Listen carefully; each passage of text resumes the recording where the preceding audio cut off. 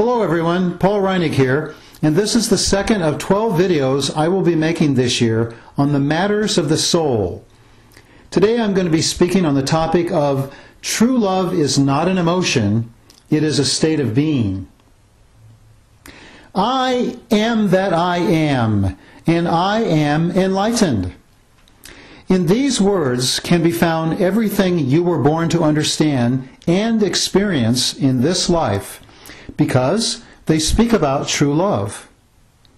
But true love is not what you think it is.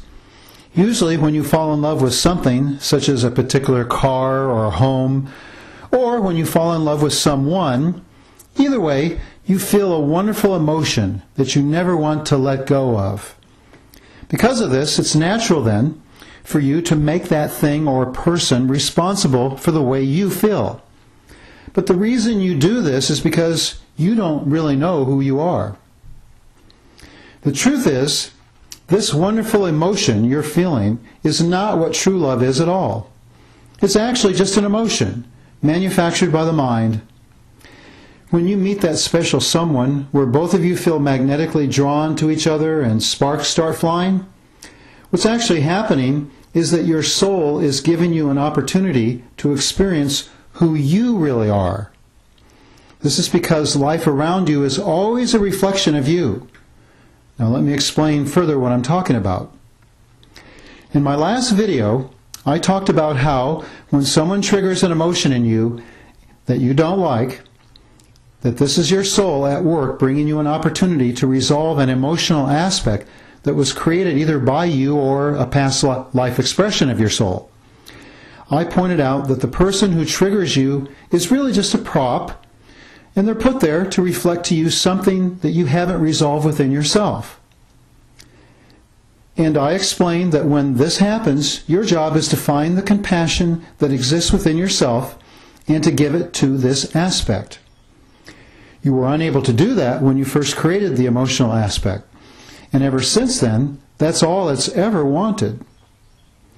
When you're willing to give it the love that it wants, this allows it to integrate or find resolution within you.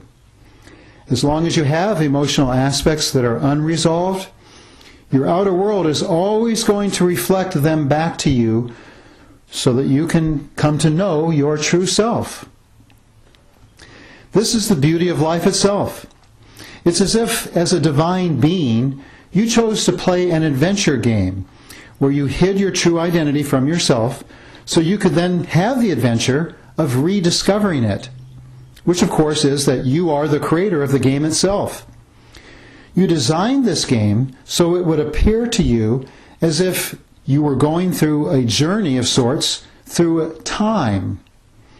You plan to begin that journey upon conception in your mother's womb as the human personality that you are. And from then on, everything in your personal world that would have any kind of an effect on you, however insignificant it may seem to the human, would be a prop placed on your journey, a reflection of you, offering you a clue to who you really are. The ultimate reason you chose to play this game was so that you could eventually decipher all the clues enough to remember the real truth, that you were actually the creator of the game in the first place, a divine being having this human adventure.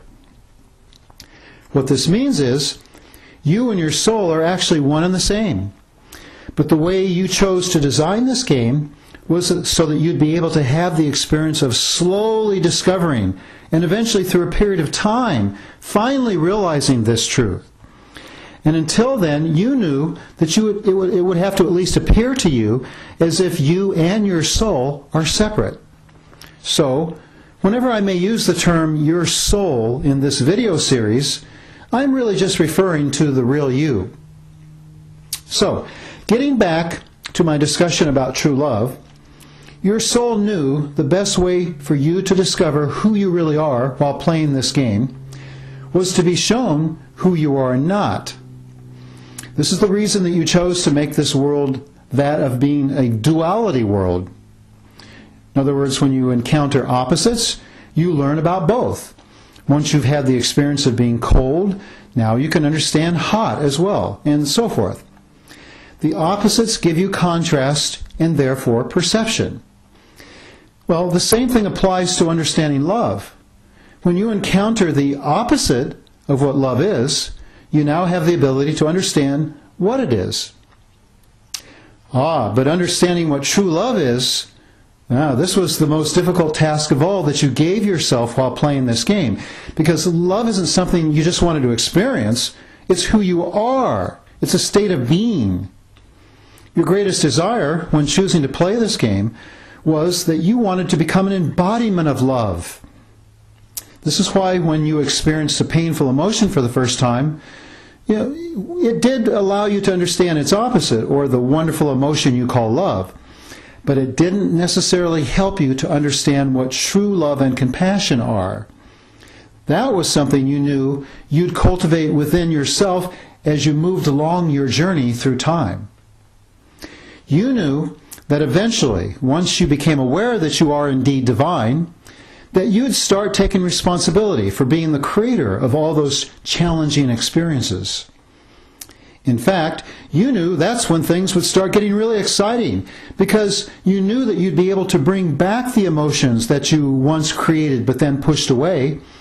And because of your new awareness of who you are, you'd be able to dig deep within yourself and find the love and compassion that would help you get through those experiences, eventually arriving at a point on your journey when you'd be able to embody or maintain your true state of being divine love all the time, which is what you wanted to do in the first place. Thus, true love and compassion then was something that you knew you would begin to cultivate naturally once you remembered who you are, and once you began cultivating it, you also knew that's when you'd finally become an embodiment of it. I share all this in order to help you understand the difference between true love and the emotion of love, because they aren't the same at all. Those wonderful feelings you get when you fall in love are really just the other person reflecting to you what you have always had within yourself. The reason you didn't feel them until you met this person was because you hadn't taken the time to find them within yourself first. Well, neither one of you had, actually. Well, your tendency, though, is to make the other person responsible for the way you're feeling, which then causes you to want that person to repeat whatever it was they did to make you feel that way. You know, those good feelings? Because you like those feelings. And, of course, you wanted more of them. This is why initially lovers want to be together all the time. They're reflecting to each other that love inside. These are emotions they've never felt before, and naturally they never want to end either. But when you make the other person responsible for the way you're feeling and expect them to continue taking that responsibility, which actually is usually what the contract of marriage is, that isn't love. That's called control. And you're also setting yourself up for eventual disappointment. Again, when someone triggers in you all those wonderful feelings of love and romance, they're really just a prop you've placed along your journey to give you a taste of the beautiful, loving person who you really are. If you should choose to be in a relationship with this special someone, they are providing you a wonderful gift, because their presence not only allows you to expand your awareness of who you really are through having a taste of the emotion of love, but they're also giving you an opportunity to choose to be who you really are by cultivating all those same wonderful feelings for yourself. You know, they're reflecting those feelings back to you. Now you know that you have them inside. Now can you find them for yourself? Doing so lets them off the hook, so they no longer have to be responsible for the way you feel. And this also grants you freedom, because you no longer have to be dependent on another person for your own happiness. You are no longer just in love, you are love, and thus you have let go of all the controls that you've placed on them, and on yourself, of course. You no longer need that person to repeat whatever it is they did to make you feel good, and you no longer need to continue trying to be something they needed you to be in order to maintain their good feelings either. This means they can do whatever they want and you're still going to be able to stay in your state of being love because you've made a conscious choice to do so. Now, this applies to your relationship with all your emotional aspects as well. Either you or an expression of your soul may have created them once upon a time, but they are not who you are. You are divine love. They are an emotion that your mind manufactured because at that time you were unaware of your true nature of divine love. This means when they return through being triggered by an outside prop, you're not responsible for making these aspects happy any more than you're responsible for making your lover happy. And what I mean by this is, when you choose to do something that causes your mind to question the wisdom of your choice, it's going to search its memory banks until it finds a story about a time, whether in this life or another, when you made a similar choice and paid a terrible price for making it. It's then going to warn you that you're making a terrible mistake now as well. When these thoughts first show up, this also wakes up the emotional aspects that were created at that same time. And suddenly you feel the same as you did then, very much like you're really making a mistake. But the mistake isn't the choice you're making that caused them to be triggered. The mistake comes when you identify with these aspects, believing them to be who you are. This causes your mind to become a spokesperson for your emotional aspects, bringing up all their demands within your thoughts, telling you in no uncertain terms that you are indeed making a mistake. And as you know, they can be very needy and very demanding, and it's no fun at all. When you find yourself in this kind of emotional situation, it's not a good idea to try to make these aspects happy by giving in to their demands, because if you do, now you've become their slave. The wisest choice you can make is to offer them compassion and embrace while maintaining your state of being as divine love. The wisest choice you can make is to offer them compassion and embrace while maintaining your state of being as divine love. This is the only thing that's going to allow them to eventually integrate. If you agree with them and give in to their demands, now they know that you're not being who you really are. They know you're not being real at all.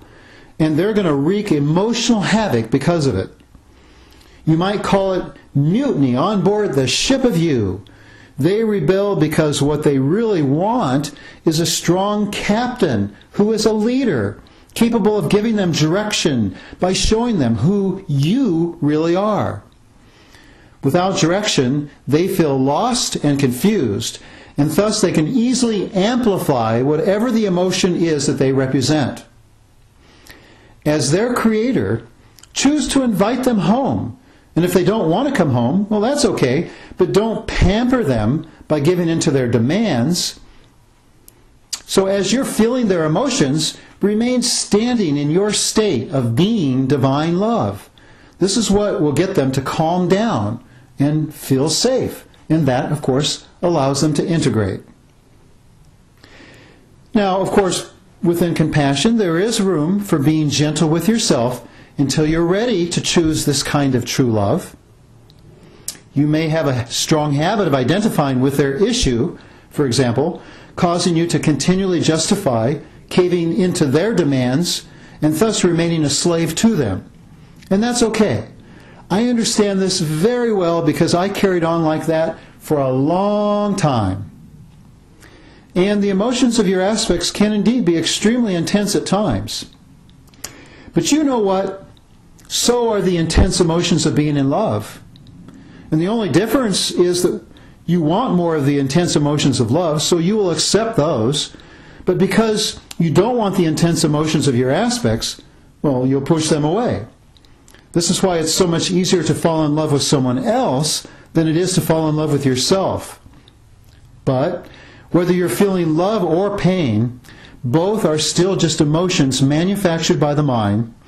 And for any of those emotions that you're going to push away, you will eventually have to bring them back home in order to finally become the embodiment of true love that you've started playing this game to become in the first place. So instead, I invite you to just simply say to them, I understand all your fears, doubts, and worries, or whatever it is that you're feeling, whatever that aspect is. But you know what, dear aspect? I am that I am, and I am enlightened. And in my enlightenment, I am choosing to remain in the state of true divine love. That means I choose to live in the new energy consciousness where I no longer need to control anything or have any agenda. I'm willing to step into the unknown because I'm willing to choose absolute trust in myself as the divine being that I am. Now, once you've made this statement, breathe with these aspects until they integrate.